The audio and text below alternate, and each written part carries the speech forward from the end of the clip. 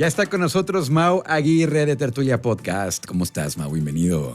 ¿Qué tal, Luis? Muy bien, gracias. ¿Tú qué tal? ¿Cómo Bien. estamos? Listo para escuchar una historia de esas que nos Sí, cuentas. muchas gracias.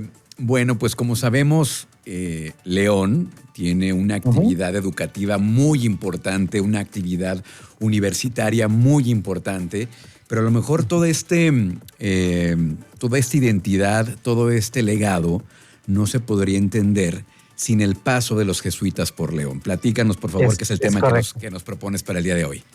Muchas gracias, Luis. Sí, les voy a platicar un poquito en este mes también, sumando un poquito pues el tema de que en abril se considera que fue la llegada de los jesuitas en un mes de abril de 1731, pero les voy a platicar pues un poquito de esta orden que llegó aquí. Vamos a platicar y remontarnos de nuevo a lo que fue lo que ya hemos platicado en temas anteriores, de que llegaron a las órdenes de los franciscanos. Que en su momento los franciscanos ayudaron a estabilizar la vida social y religiosa. Y también vinieron los juaninos, que ellos vinieron a estabilizar el tema de la salud, de la ayuda, la comida, y faltaba una parte importante en la villa, que era la educación organizada, una formación constante, una visión de futuro. Y para esto se llegó lo que es la Compañía de Jesús. Vamos a platicarles un poquito lo que es cómo inició esta compañía de manera muy rápida, que fue con Ignacio de Loyola, quien en el siglo XVI funda una orden con la idea particular de formar personas desde el entendimiento, análisis y disciplina. Entonces, estos jesuitas llegaron a la Nueva España en 1572, pero a León llegaron hasta 1731. ¿Sí? Ajá. Pero oye, San Ignacio, no fue algo de casualidad, San Ignacio de Loyola, patrono de Guanajuato capital también. Exactamente, exactamente. Entonces ellos llegan acá en 1731 a León y de alguna manera, Luis, no fue casualidad, ya que los jesuitas para llegar solicitaban que la comunidad era la que tenía que organizarse previamente para garantizar recursos, espacios y condiciones para su trabajo. ¿Qué te da a entender esto? Que León fue lo que los buscó y los preparó y los recibió para satisfacer o para encontrar esta necesidad que la tiene en ese momento. Ellos, al llegar aquí a León, pues fundaron espacios de inmediato, como es la Santa Escuela de Cristo y el Beaterio de Señora. Ellos en estos introdujeron educación estructurada y de manera religiosa, no solo religiosa, sino formativa, enseñando disciplinas como el pensamiento, como es la comunidad de Jesús, ¿no? Pensamiento, organización. Y eso empezó a transformar un poco la vida cotidiana. Los voy a ubicar un poquito, Luis. La Santa Escuela de Cristo actualmente es donde está el Templo Inmaculado de Corazón de María, que se encuentra en la Álvaro Obregón y esquina con 20 de enero.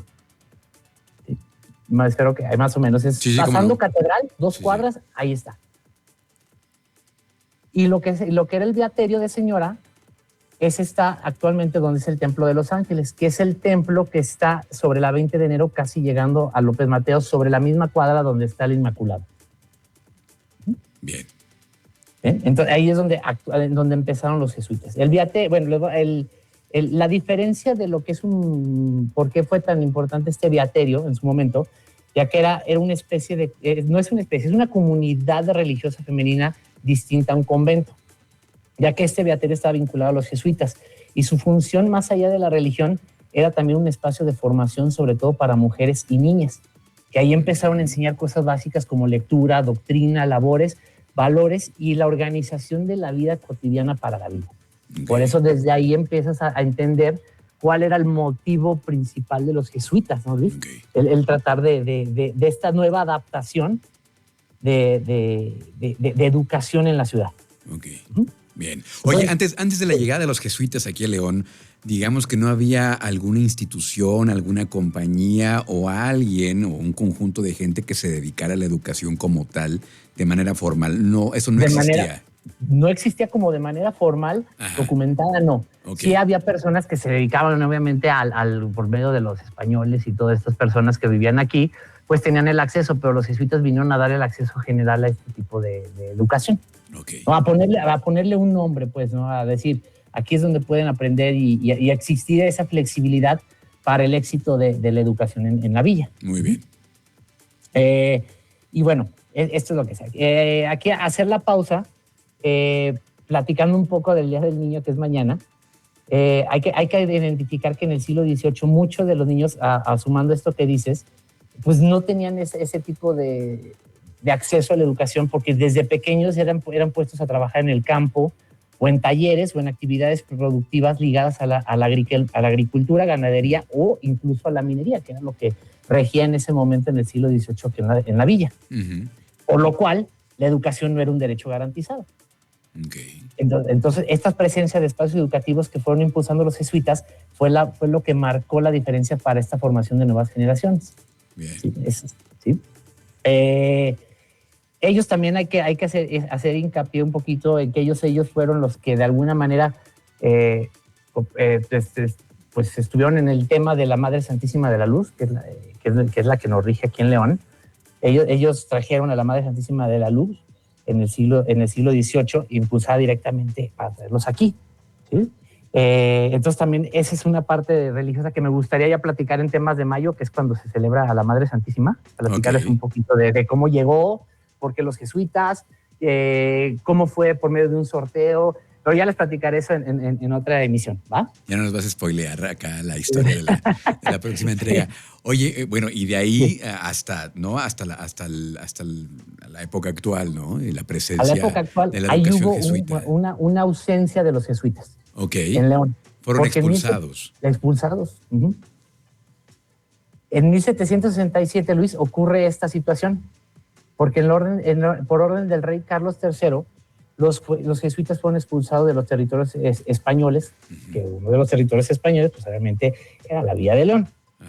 Y indicaban que debían salir de manera discreta, incluso de noche, para evitar conflictos. Sin embargo, la población reaccionó. Hubo resistencia, hubo problemas, hubo enfrentamientos, porque ellos ya tienen un arraigo fuerte en la comunidad. Sin embargo, esto no ayudó de mucho y fueron expulsados de la...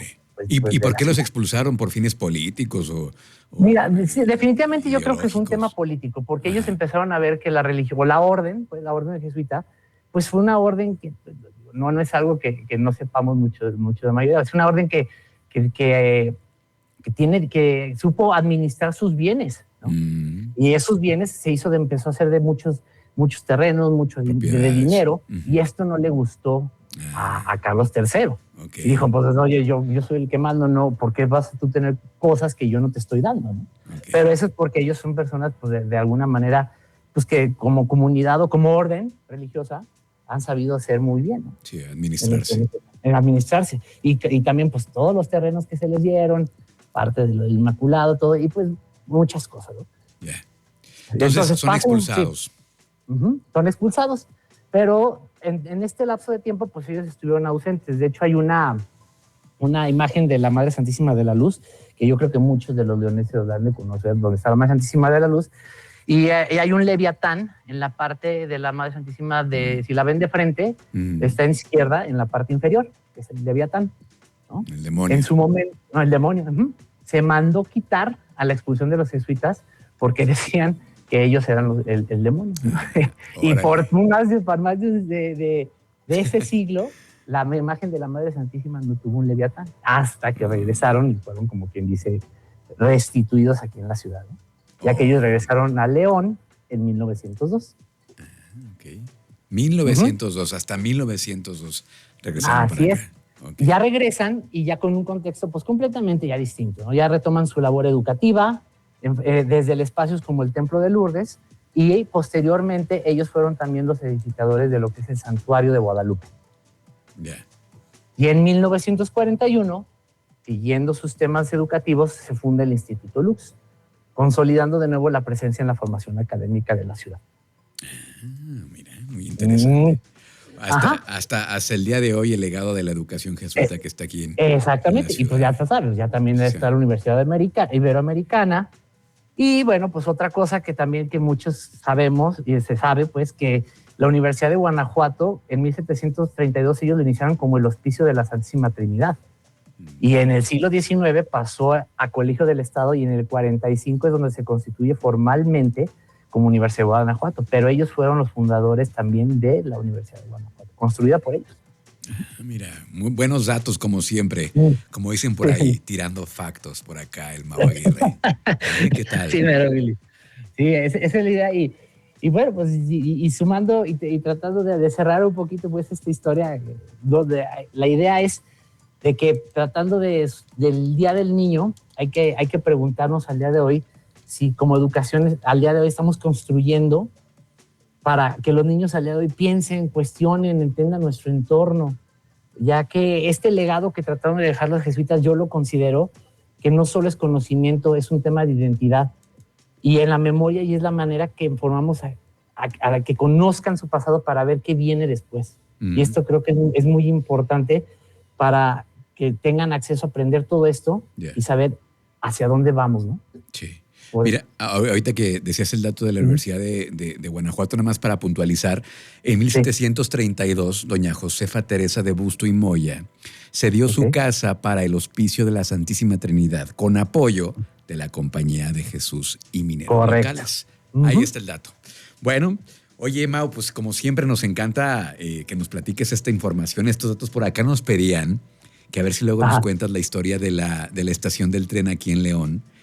Que tiene muchísimo que platicar, ¿no? De la estación del tren. Ahora que los trenes se pusieron de moda otra vez, pues para platicar, porque también León tiene mucha historia en cuanto a la estación del tren y al paso del tren aquí en la ciudad, que alguna vez lo hemos comentado, pero de manera muy como genérica. es un facto, ¿va? De lo de los hielos. Exacto. Sí. Oye, Mau Aguirre. De las fábricas de hielo. Ajá, muchísimas gracias por estar aquí con nosotros como cada miércoles. ¿Cómo les seguimos a ustedes en redes sociales? ¿Cómo podemos escuchar más historias, más datos de León? Muchas gracias, Luis. Estamos en Instagram y en Facebook como Tertulia Podcast de León y en el sitio web está tertuliapodcast.mx. Y de hecho tenemos 3 capítulos muy interesantes del tema de los jesuitas, mucho más amplio de lo que platiqué ahorita, de que hablamos desde su llegada, su expulsión y su regreso, y es con Mariano González y con la maestra Adriana Ortega, que pues conocen muchísimo del tema, ¿no? Y nos ayudaron en ese podcast. Bueno, pues ahí está entonces Mau Aguirre. Nos escuchamos la próxima semana, el miércoles, con más de Tertulia al Mediodía aquí en Trión Zenit. Muchísimas gracias, Mau. No, hombre, pues gracias a ti, Luis. Un abrazo a todos, que estén bien. Gracias. Seguimos con más aquí en Trión Zenit.